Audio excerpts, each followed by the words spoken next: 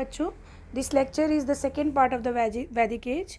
We have already discussed about the Rig Vedic period.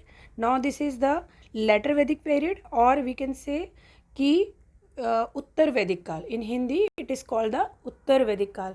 The date is starting from the 1000 BC to 600 BC. बच्चों, जब भी कभी आप लोगों की ऑफलाइन क्लासेस शुरू होंगी, आई will discuss the difference between the BC and the AD. So many students have the doubt. So I will discuss in my proper class when I will take in offline classes. तो वैदिक काल क्या होता है? हम लोगों ने देखा कि वैदिक काल को दो भागों में बांटा गया था, ऋग वैदिक काल और उत्तर वैदिक काल. ऋग वैदिक काल को हम लोग कल पढ़ चुके हैं. ऋग वैदिक काल का सेकेंड हिस्सा जो कि 1000 BC से 600 BC के बीच में है, उसको हम वैदिकोत्तर काल, उत्तर वैदिक काल कहते हैं. एक और चीज़ आपको बताना चाहूँगी कि जैसे ऋग्वेद मुख्य स्रोत है, सोर्स है फर्स्ट पीरियड का, वैसे ही बचे हुए 3 वेद साम, अथर्व और यजुर्वेद, ये सोर्स हैं वैदिक एज पार्ट 2 का, या आप कह लें कि उत्तर वैदिक काल का.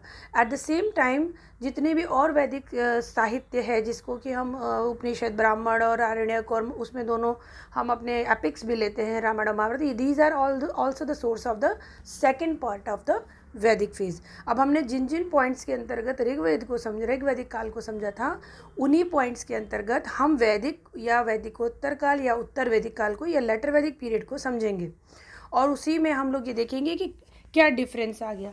फिर अगर क्वेश्चन अगर केवल ये आता है कि वैदिक कालीन समाज का वर्णन कीजिए, तो first of all you have to write about the Rig Vedic period and then you have to write about the later Vedic period.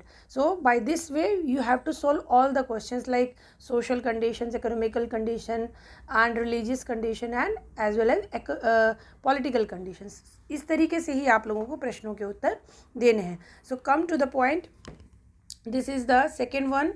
This is about the later Vedic period, that is 1000 from 1000 BC to 600 BC. Remaining 3 Vedas, Samved, Yajurved, Atharved are mainly source of history of the period. जैसा मैंने अभी आपको बताया, बचे हुए 3 वेद और उन पर आधारित जो अन्य साहित्य हैं, वो इस सेकेंड फेज के जो हैं वो स्रोत बन जाते हैं.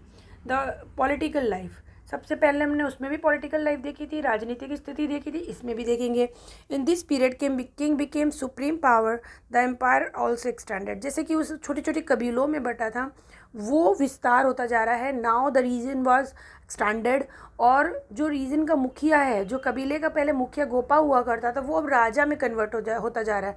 राजा एक ज़्यादा क्षेत्र होने के कारण, ज़्यादा बड़ा एरिया का स्वामी होने के कारण वो अब सुप्रीम होता चला जा रहा है. सभा एंड समिति लॉस्ट देयर इम्पोर्टेंस. देखिए, जब सभा और समिति या विदत या जो भी इस तरीके की काउंसिल्स होती हैं, वो तभी इम्पोर्टेंट होती हैं जब उनको सुना जाए.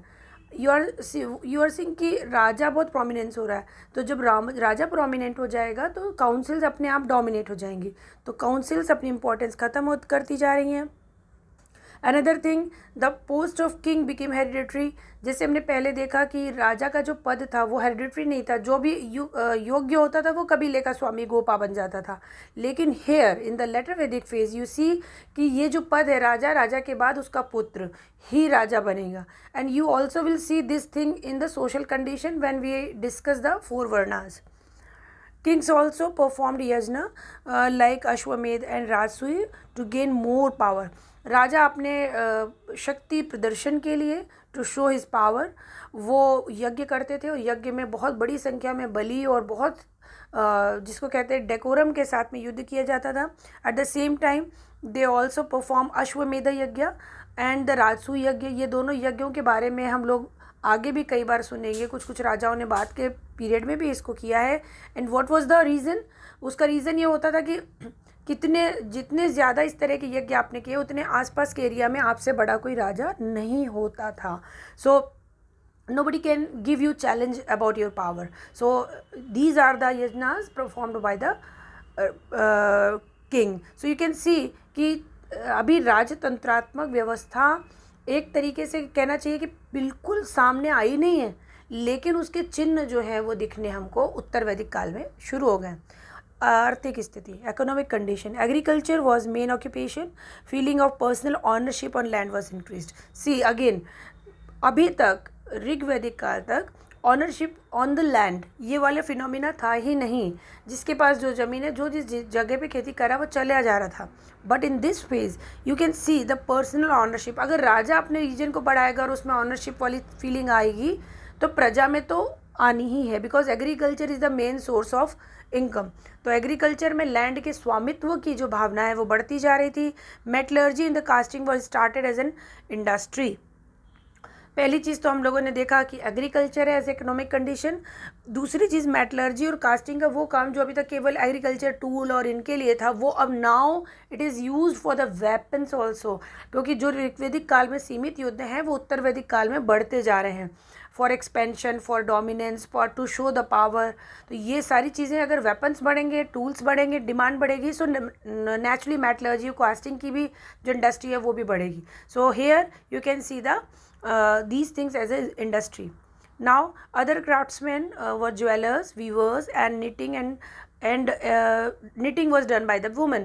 कुछ और क्राफ्ट या शिल्प भी चल रहे थे, सुनार और जैसे वो पुराने चल रहे थे, जो जैसे मैंने डिस्कस किए थे आप लोगों को कि बढ़ई वाला काम बहुत रथकार बहुत महत्वपूर्ण होते थे सोसाइटी में शिल्पियों की दृष्टि से। इसी तरीके से जो मेटलर्जी पे काम करते थे वो भी।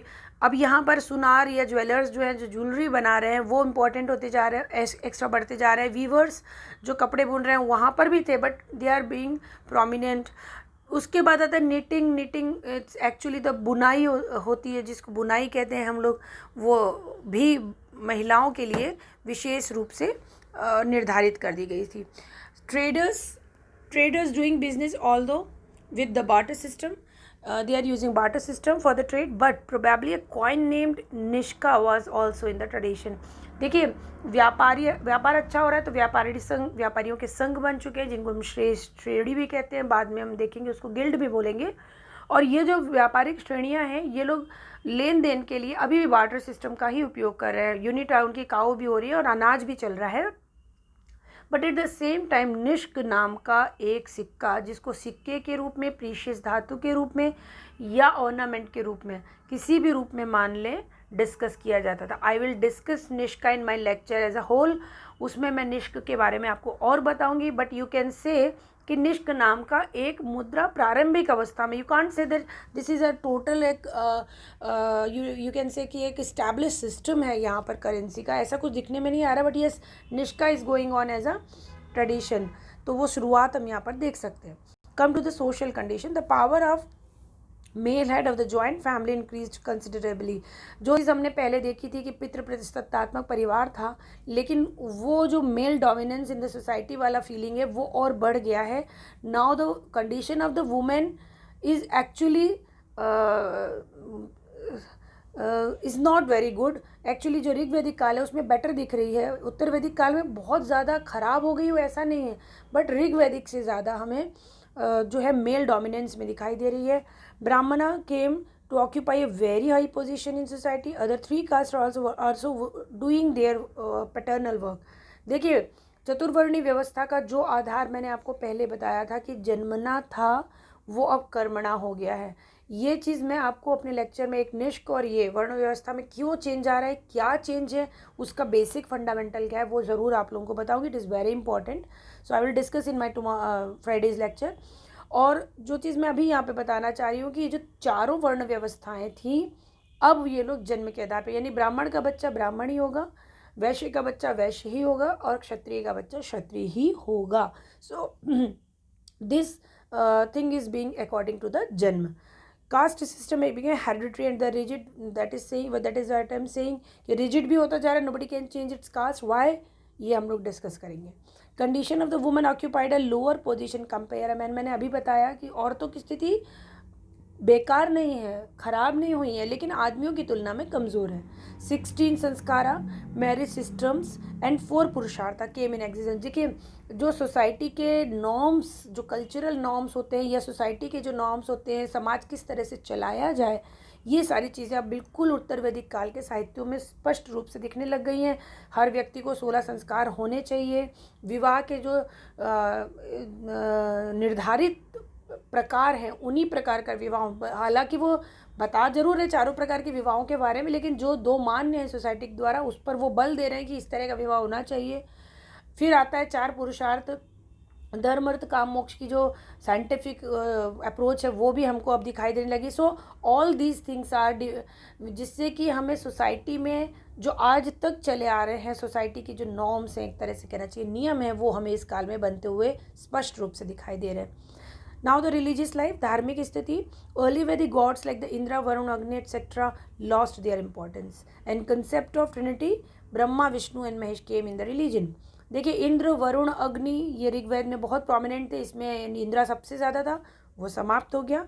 लेकिन ब्रह्मा, विष्णु और महेश ये जो त्रिदेव हैं, इसकी एक वो छवि जो है, वो कंसेप्ट जो है वो आने लगा रिलीजन में। In goddess Lakshmi, Parvati became prominent. Lakshmi और पार्वती हैं, बाकी की जो उषा, अदिति, सावित्री वगैरह थी उनसे ज़्यादा प्रोमिनेंट होती चली जा रही हैं। रिचुअल्स एंड यज्ञ became rigid and were not for the lower class. जो रिचुअल्स और यज्ञ थे वो रिजिड भी होते जा रहे हैं, रूढ़िवादी होते जा रहे हैं, और लोअर क्लास के लिए बिल्कुल भी नहीं थे। सो this is the religious condition. So all the aspects I have given about the later Vedic phase also. And now its conclusion. Vedic period is actually the basis of the Indian culture as well. It is a long period from the 1500 BC to 600 BC and found the basic religion, social society and the culture of the India. आज जो हमारा भारत का संस्कृति है, जो धर्म है, वो कहीं ना कहीं वैदिक साहित्यों की ही देन है। वैदिक साहित्य में जो वर्णित संस्कृति हमें मिलती है उसका कम ज़्यादा रूप आज भी हम अपने भारतीय संस्कृति में देख सकते हैं। सो this is the base of our Indian history, Indian culture. Iron introduced in the latter phase of the Vedic age and gradually the India entered in the new era of the 16 Mahajanapada. देखिए, iron की date आगे पीछे होती रहती है। लोग ने 1000 BC बना के दी थी, जो पुराने साहित्य इतिहासकारों ने थी, अभी और पीछे जा रही है। बट जब तक हमको कोई ऐसी डेट नहीं मिलती जिसे हम बिल्कुल एक तरह से मान्य करार दें, तब तक हम लोग 1000 BC को ही आयरन की एज मान लेते हैं। और हम देखते हैं कि इसके बाद के काल में ये जो आयरन है वो प्रोमिनेंसी के साथ आ रहा है। जिसके पास जितना ज़्यादा आयरन वो उतना अधिक शक्तिशाली। और ये चीज़ हमको महाजनपद काल में देखने को मिलेगी। When we will see that among the all 16 mahajanapada Magadha how became the prominent. So this is the over for today's lecture बच्चों। वैदिक काल हो गया है। Now this is in the next lecture I will deal with the mahajanapada period. Thank you so much.